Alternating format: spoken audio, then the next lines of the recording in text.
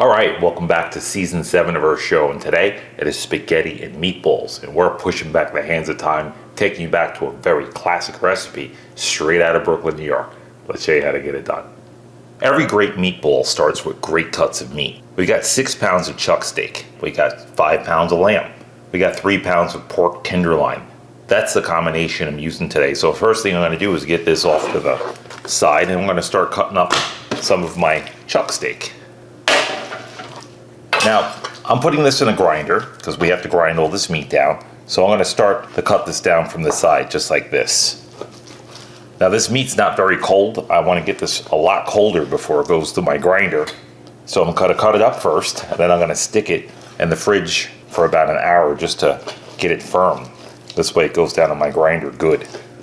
And you get a really good grind on here. So years ago, veal was used along with this dish. I'm using lamb today. And if you can't get a hold of veal, use lamb. No difference. I feel there's no difference in it. And I actually like the taste of the lamb a bit better. So that's what we're rolling with today. But make it yours. These cuts of meat are very fatty. That's why I'm using the chuck.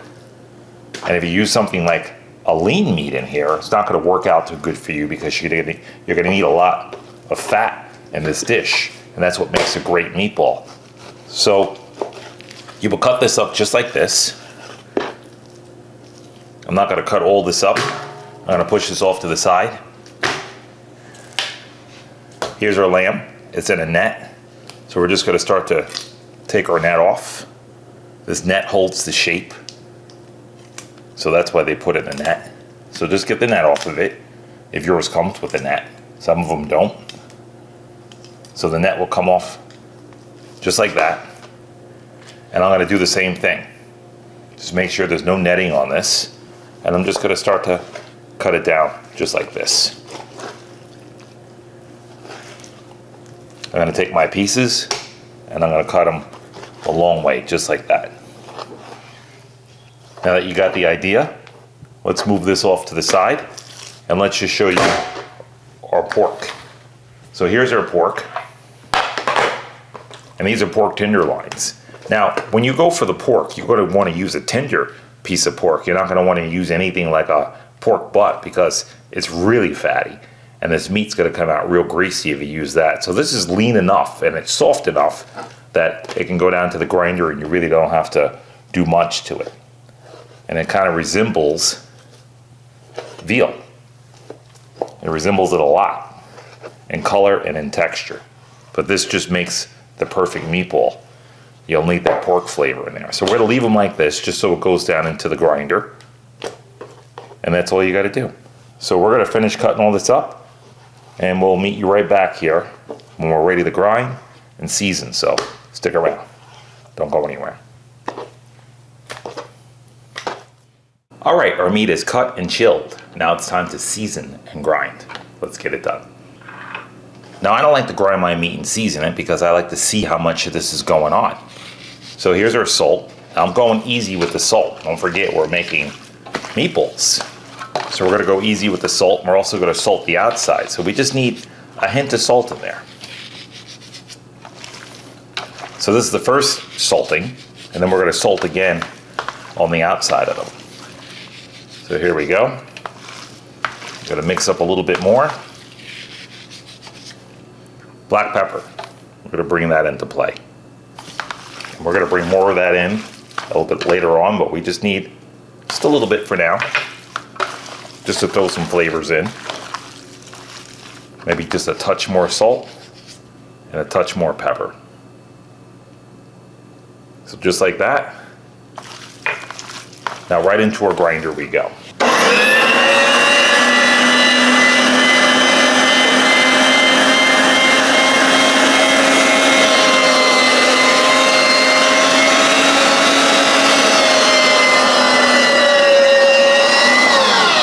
Each piece of meat we put through, we're going to just put a different cut of meat in here. This way it's mixed evenly and it blends together. And we'll meet you right back here when that's done. Don't go anywhere.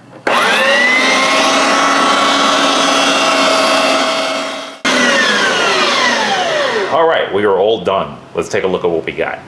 Take a look at that yield. That's a lot. And it's equally mixed too. You could see the fat ratio to all the meat in there. So it's looking right. And by the way, we used a thicker cut today. This is a larger die. This is what you use for something like hamburgers, and this is what we use for this. So it's a larger cut. So if you're using this and a grinder, just use the larger die and you'll be much better off. It's going to result in a juicier, more tender meatball. All right, we're going to put this in the refrigerator and chill it down because now it got warm again. So we need to chill this down and we will meet you back here. So stick around. Don't go anywhere. All right, our meat is nice and cool. It's out of the fridge. It's time to make some meatballs. Let's get it done. So for this dish, you're going to need some eggs. Now over here, I have 8 beaten eggs. I try to put 1 egg for every 2 to 3 pounds of meat. That's pretty much the ratios. I got some stale bread here. This is bread that's just been laying around the house. This is the heels, parsley, garlic, dry oregano, and I got a little marsala on the side. The first thing we're going to do is make a mixture to go inside this. So I don't use breadcrumbs. This was not taught to me. And my friend Salvatore taught me this dish 32 years ago. He lived in Brooklyn, New York, and we were very good friends and rode motorcycles together. And this is where I learned this dish from. I had a touring bike at one time and I rode all over the country. And you meet a lot of different people when you ride a touring motorcycle, a Goldwing. All right, let's get in the garlic.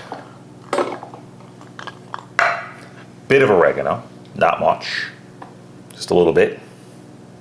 And then we're going to chop this up.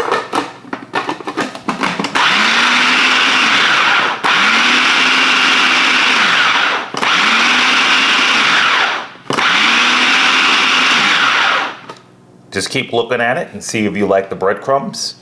And I'm going to go a little bit more. That's about it. I'm going to take it to about there. I'm going to take this off. Now, you don't need a lot of breadcrumbs in here at all.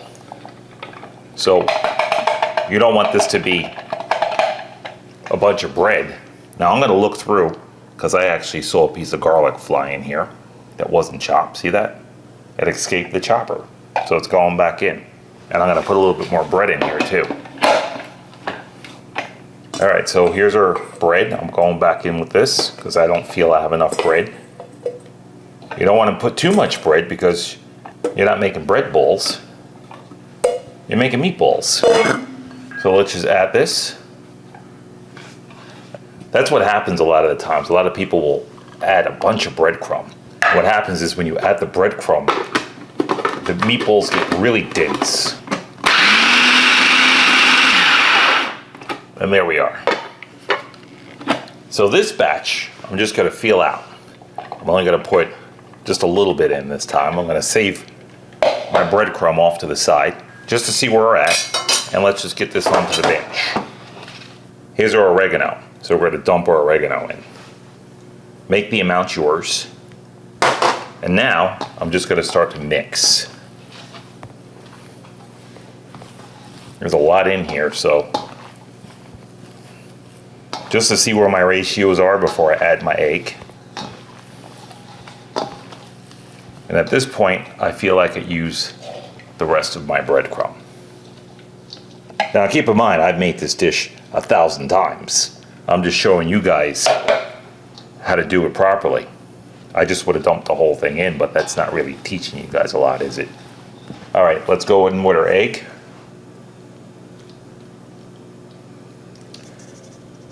Now, a lot of people at this point will put water in here. I don't use water.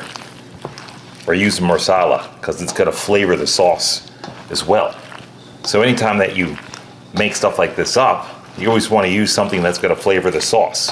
Water is just going to get the sauce watery, and you don't want to put water in here because it's going to add too much wateriness to the sauce. So I'll mix it up. I'm going to get it to where I want it. Not to mention when we cook these, this is going to evaporate off a lot faster. So here's our marsala. It's going to bring in a lot of flavor and keep that moisture in. So there you go, and that's it. So we're going to just mix these up real good. Now normally when you're doing hamburgers You wouldn't want to mix them too good because you don't want the meat to just turn to mush, like mince meat. But in a burger, that's a good thing. It's not good in the meatball. And a meatball, you want that meat to be nice and soft. So Salvador, he was a lot older than me. I mean, a lot older than me. And he was retired from work. And he had very, very, very gentle hands on things.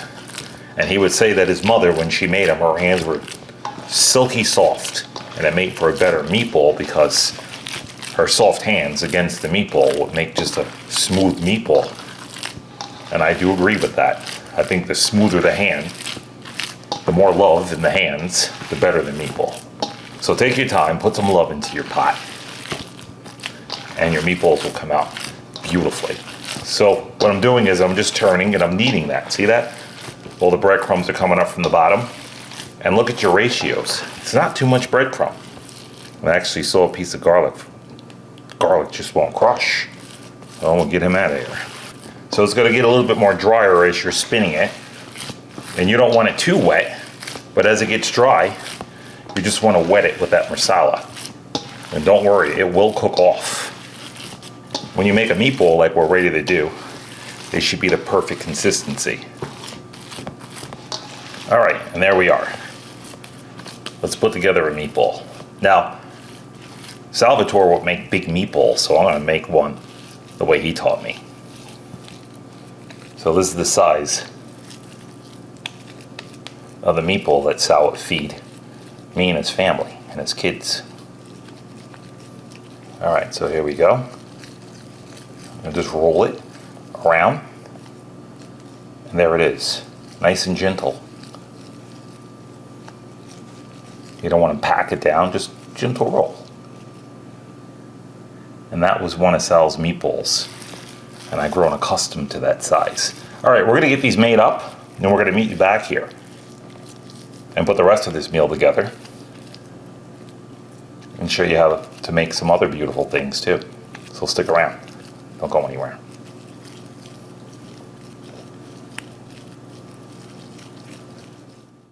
All right, every great meatball deserves a delicious sauce. Let's get it done. So we're using two different types of tomato. I have a tomato paste, and I also have whole tomatoes here. These are peeled whole tomatoes, and we just need to crush them up. So I got them in a big basket here, and I'm just gonna start crushing. But this is gonna be on the stove for a good 3 hours. That's how long this is gonna take to make those meatballs nice and soft. Along with this sauce, we got some garlic, beef stock, dry oregano. This is fresh oregano. We got a little sage here. That's it, nice simple pot. And we're gonna let all the meat be the star of the show. And the meat's gonna flavor the pot. We're gonna fry those meatballs down in tallow. That's right, beef tallow. And then we're gonna put them into this beautiful sauce. And that's it, so we're gonna crush this down. We're gonna meet you on the stove and get our sauce started. Once our sauce is done, we'll put those meatballs in and we'll meet you back here when we're putting our sauce up. Stick around, don't go anywhere. All right, we got our garlic, our sage, our oregano. We're cooking this down in the pot.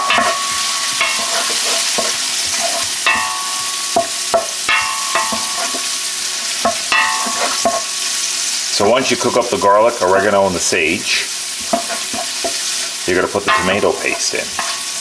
Just when you start to smell the garlic and the oregano coming out, let's go in with a little tomato paste. You want to cook the oils out of that tomato paste, just like that.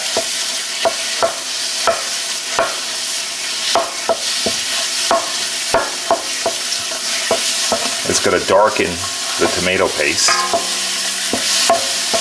And just when you see the colors coming out, see the oil, the colors coming out of there? I'm going to add a little bit more. Now make these amounts yours. I'm cooking a lot here. You see we have a ton of meatballs. So you're gonna have to make these amounts yours.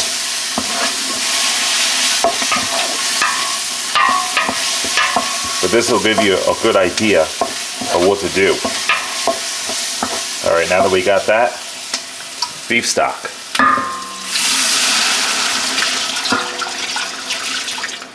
So I'm going in with a decent amount of the beef stock.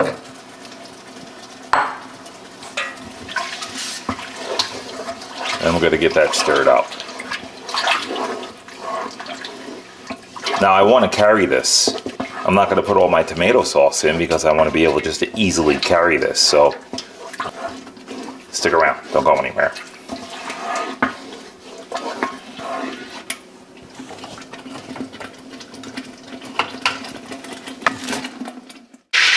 Alright, so we're just frying some of these guys up.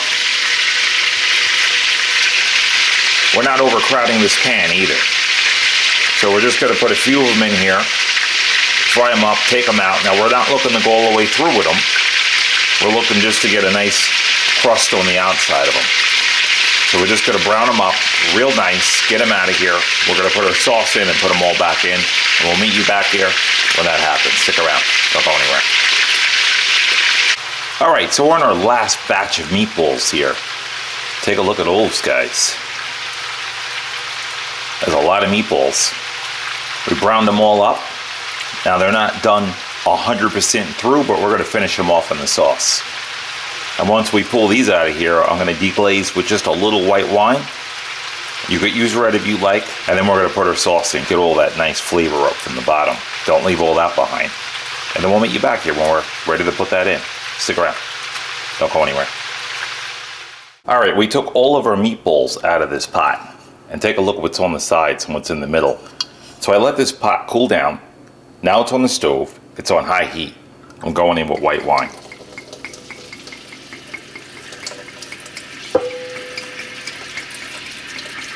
Just like that. Now what that's going to do is it'll evaporate off and it's going to clean my pan at the same time. So what we'll do is just start working everything up from the bottom. So as it comes up to heat, everything's just going to pull away from this pan. And then we're going to start to ladle some of this sauce in little by little. That was the sauce we made. But you see how everything is just tough and caked on? It's just going to lift everything out of here. And that's what we're looking to do, is just bring all this nice flavor up. And we're bringing it up slowly. So just like that. And just let that wine work. We'll meet you back here when we do that, so stick around, don't go anywhere. Alright, so we got everything off the bottom of our pan. Look at that. Doesn't that look beautiful? And you don't have to scrub this at all. And look how rich this looks. Just look at all that flavor that's in here. Alright. Here's our red sauce. Now, this pot's pretty heavy, and I'm going to spoon in sauce little by little in here. So just like that, I'm going to spoon it in until I can just lift it up and dump it in. And if you can't lift it up and dump it in, just spoon the entire thing in. Alright, we're going to get this in here, and then we're going to meet you back here to put our meatballs in. So stick around, don't go anywhere. Alright, time to get some meatballs in. So here's our sauce. I put the fresh oregano in. I'm going in with some dry. I tasted everything in here and everything tastes beautiful. So just a little bit of the dry oregano, because you're going to need the dry with the fresh. And we're going to stir that in. I have this on very low simmer. Now a lot of people ask, if you don't stir this, will you burn the sauce? You know, you will burn your sauce if it's in a very cheap pot. You got a cheap pot and things like as thin as a penny, oh yeah, you're going to burn it. But if you have a nice thick pot with a nice thick base on the bottom, about a 1/4 inch thick, you'll be fine with that. So always invest in good pots. Alright, let's get our meatballs in. I'm just going to take my meatballs and just drop them in. And you're going to see the sauce start to raise. If it gets too high, I'm going to take out some of the sauce and cook it off to the side. And I'll just have it for later on, just in case you need to have more sauce with the meatballs. See that? So just get them in. Alright, we're going to get all these in, and they all will fit because I've done this 1,000 times. And we'll meet you back here. So stick around. Don't go anywhere.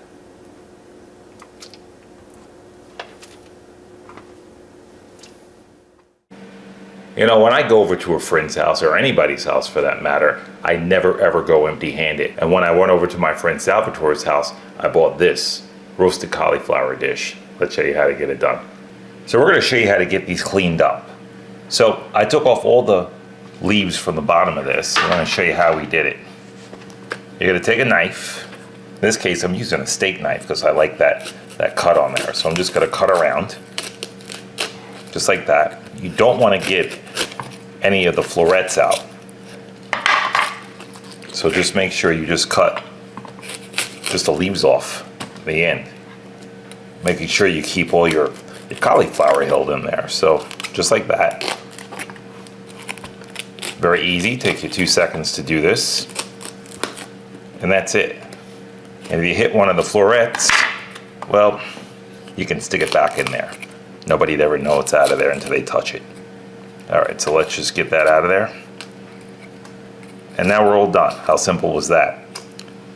Now, if you see any blemishes on it, like this, for example, is a little blemish, you just take your knife and you simply just get that out of there. Just lightly peel it, just like that. And you can get rid of those little blemishes if you have any inside the cauliflower. And it just makes for a beautiful presentation. And that's it. All right, so let's get this seasoned up. I got some garlic. And what I did with the garlic, we're just gonna smash it like that. Whole pieces. Give them a little rough chop. And then into a little bowl they go. And right into our chopper. So you're gonna need to chop this up. Let's make sure I have some power. I'm good to go. Oregano. We're gonna sprinkle some in. Make it yours. So I pretty much judge these amounts out. So just make it yours. I'm gonna add a little salt to this. Just right into the mixture. Now I like a lot of salt with this dish, so I'm gonna make this dish a little bit on the salty side. Just like that. Avocado oil. Now we're roasting these at 400 degrees convection oven. You want that avocado oil to hold up to the heat. All right. Let's mix. And there you go. So it should be a paste that you want to make this into. So once you make it like that, let's move our cauliflower back onto the bench. Now I got both of these on a tray. And just make sure they're elevated. You want the air to come up underneath of these. So you want them to roast good. So if you don't get that air up underneath of there, they're not going to roast good. Now we're going to take our mixture and just start to dump them over the cauliflowers. Just like that on top. You can even them out. Just like that. This way you know you have equal amounts. Anything that falls is going to fall down into the tray and smell excellent while it's just cooking in there. And that's that. And then we're going to just rub it in. Just take your hand and let it drip down the cauliflower. Just like that. It doesn't really get any easier or more simple than this. You're just kind of letting it fold down into the cauliflower. Just like that. Just give the cauliflower a very gentle massage. All right. If you have any dripping down the bottom, just kind of get it through the sides there, but I mean, it's in the cauliflower. It's really in there, and you can smell it already. It smells outstanding, even before it's cooked in. All right, and all that oil is just gonna help it roast. We're gonna give our hands a quick rinse. All right, let's get some lemon zest on here. So I'm just gonna zest a lemon, and we're just gonna get some flavors up with this. That's it. So I'm gonna zest both of these lemons, get a little lemon flavor in here, hit it pretty good, and just make sure you don't get the white parts of the lemon in here, because it'll get really bitter on you, especially with cauliflower and you're roasting it at high heat. So just make sure you stay on the yellow. All right, we're gonna meet you guys right back here. Get this in the oven, so stick around, don't go anywhere.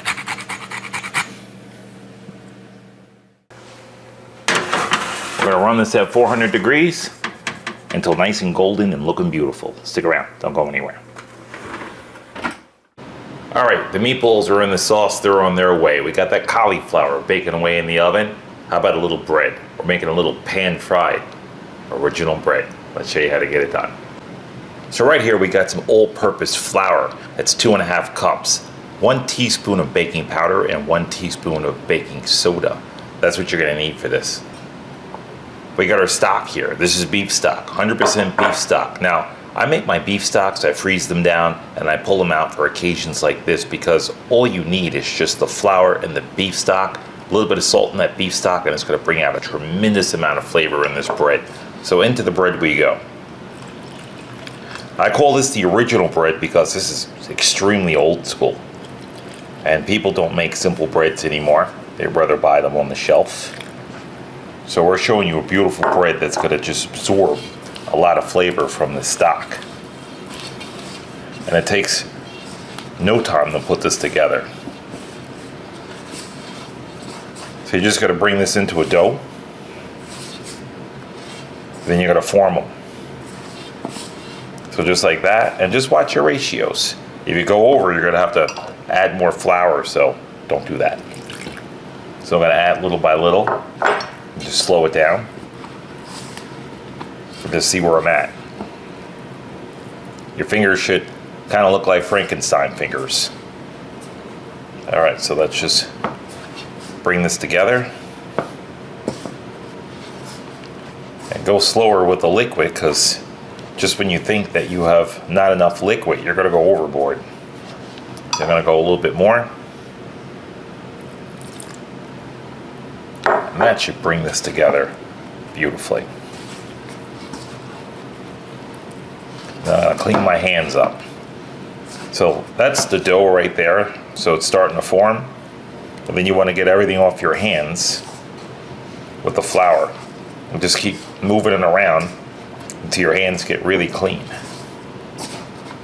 See that? I'm not gonna add any more liquid. I'm just gonna keep moving it, kneading it, until my hands are pretty clean. And that's that. So just get all the dough off your hands, still sticky, and just knead it into a pile. And when we do that, we'll meet you right back here and show you how to get this fried up. So stick around. Don't go anywhere.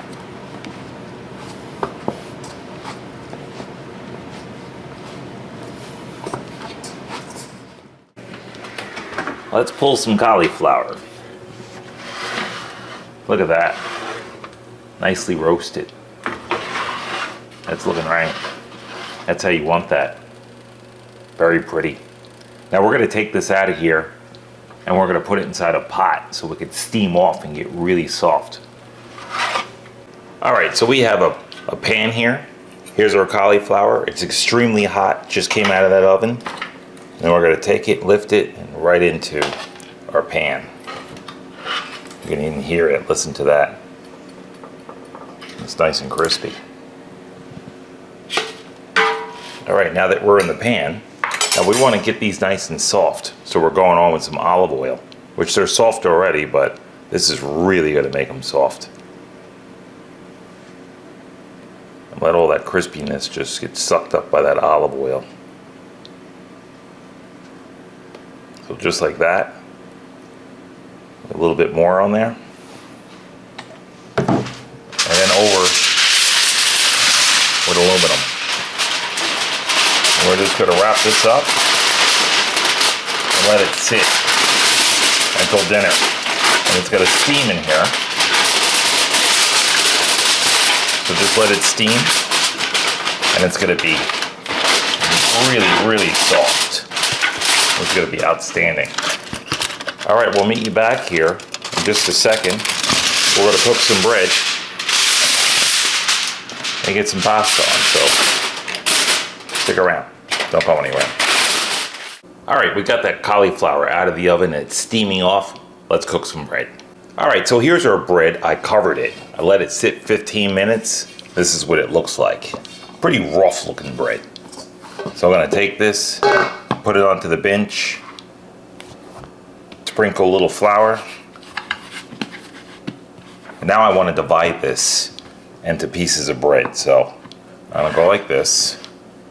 Now we got 4 pieces. And then we're gonna split them again. So now we got 8.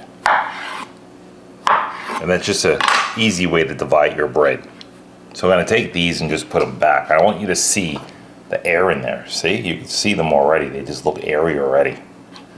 So I'm gonna take them on the bench, a little flour, just like that. And I'm gonna reform them into balls. Just like that. And I'm just gonna tuck them in, pinch the bottom, and now I'm gonna put a little indent on the top, just like that, put them on the tray, and just repeat. And when we do that, we're gonna meet you over the stove, and we're gonna fry these up in some tallow. So stick around, don't go anywhere.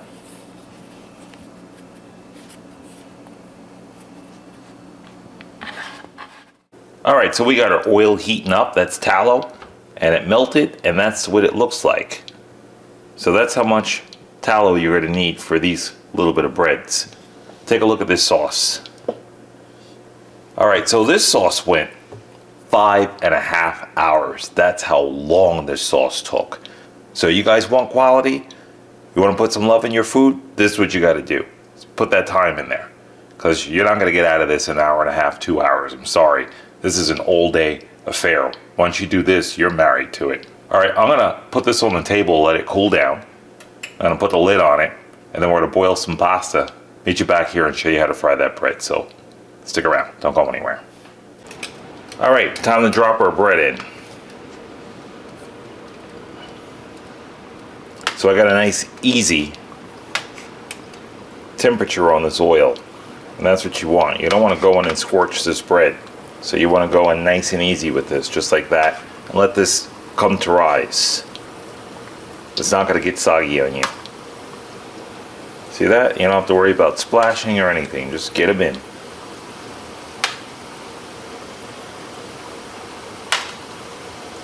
How easy was that? Wait till you see how simple and delicious these come out. All right, we'll meet you back here after we cook that pasta up. Don't go anywhere. All right, time to flip these. And you know when to flip them, because you see the bread, you could see it separating from the top. And you could see that right down the middle of it. So now it's time to turn them. See that? That's what you're looking for. That's perfect. Now if you want afterwards, you can take some butter, fresh garlic, and you can roll these in it. You get some nice garlic bread, but we're not doing the garlic bread today. We're just gonna have them just like this so we can dip in the sauce. Oh, look at that. But these make excellent garlic knots. All that nice garlic and olive oil can go right into that knot, and you got beautiful garlic knots. We'll meet you right back here. Stick around. Don't go anywhere. All right, we're just about to put our pasta in. I'm just grabbing these guys out. Look at these guys, right? Don't they look delicious? Simple, easy, and they're great for dipping. We're gonna get our pasta in and meet you on the chopping block, so stick around. Don't go anywhere. All right, we're using bucatini, and we're taking it right out of the water and putting it right into that sauce. We put some sauce in the bowl. So you always want to sauce your pasta and just go right into it with it. And we're going to get this in here and we'll meet you at the table, so stick around. Don't go anywhere.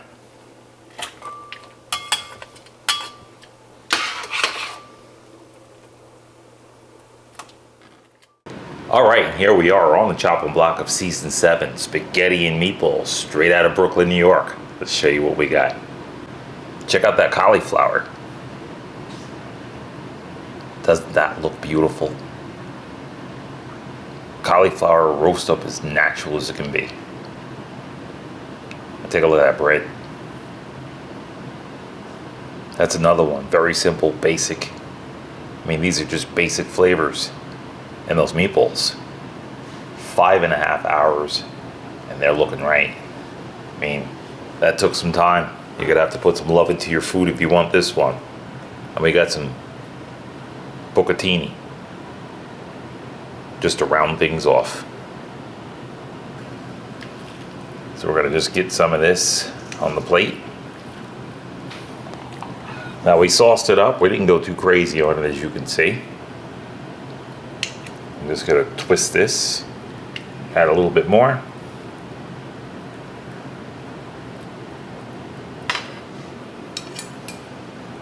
First, I'm gonna get a little bit of sauce into that pasta.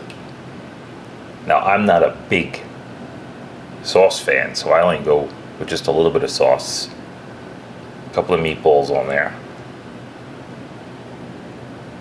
I'm gonna start with 3 meatballs. That's about right. And that should do the plate some justice. Okay, let's clean this plate up as usual.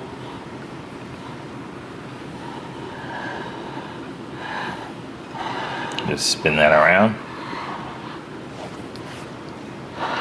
There it is. And what I like to do is just drizzle a little bit of olive oil over top.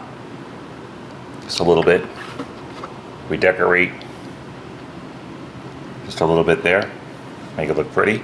And I'm gonna go in with just a little Parmesan cheese, just to top that off.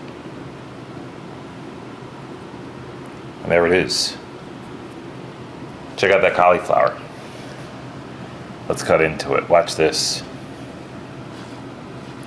Look how tender this is. Just right down. I'm gonna cut it like a cake. And just get a piece of that cauliflower out of there. And onto the plate. See that? We're just gonna bring this up and over. Now, how I like to serve this, I put a couple of pepperoncinis right on side of it. And this is another thing that I'll sprinkle with the olive oil. It's always best with the olive oil. You gotta hit this with a little cheese. And there it is. And you can put a little basil on the side of this, just to represent and make it look pretty as well. And there it is. So now you got 2 beautiful dishes here.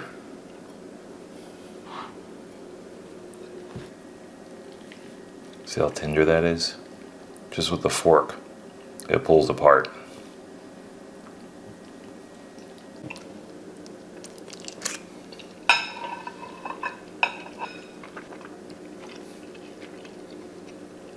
Wow, this dish brings me right back to Brooklyn, New York, with family and friends. I take my hat off to my friend Sal that taught me this. You know, you meet a lot of people along the ways of life.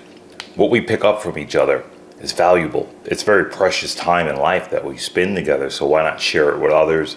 Things like this dish would have never hit my table. I can share this with my friends, my family. I could share this with you guys because other people have shared it with me. It's a fantastic dish. There's a lot of love into that pot. 5.5 hours speaks volumes. Put love into your dishes and they'll always come out spot on. And I hope you guys enjoy this one. Outstanding dish. All right, let's try the cauliflower.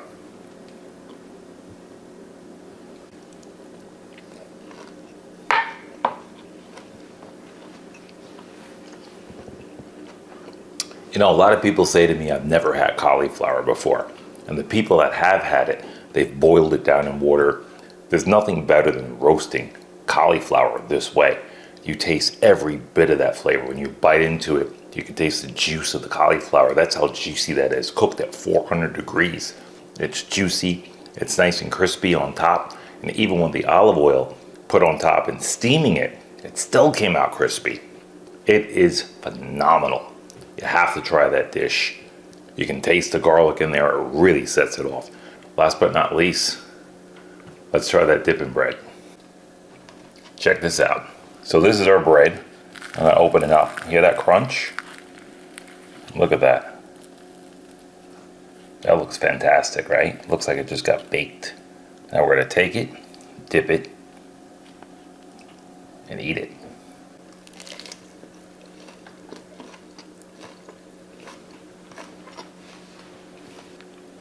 You know, I love bread in the oven, but I don't think an oven can ever produce the taste of fried bread. Fried bread is just fried bread. You would think that that was oven baked because it's not greasy. You can see the nice dry bread in there. Not greasy at all. When you dip it into that gravy, it is fantastic. Out of this world. Beautiful dish. All right, we're gonna get organized and we're gonna meet you guys right back here, so stick around. Don't go anywhere. All right, and there it is. A delicious pasta meal. Straight out of Brooklyn, New York. We served up some spaghetti and meatballs. On the side of that, we threw down with some gorgeous roasted cauliflower. Roasted with lots of garlic, lemon zest, olive oil. And we made a huge pot of gravy and meatballs for your enjoyment. We hope you guys enjoyed this one. Took me back down memory lane. Hope it did that for you too. With no further ado, gotta get that last Pitmaster taste there.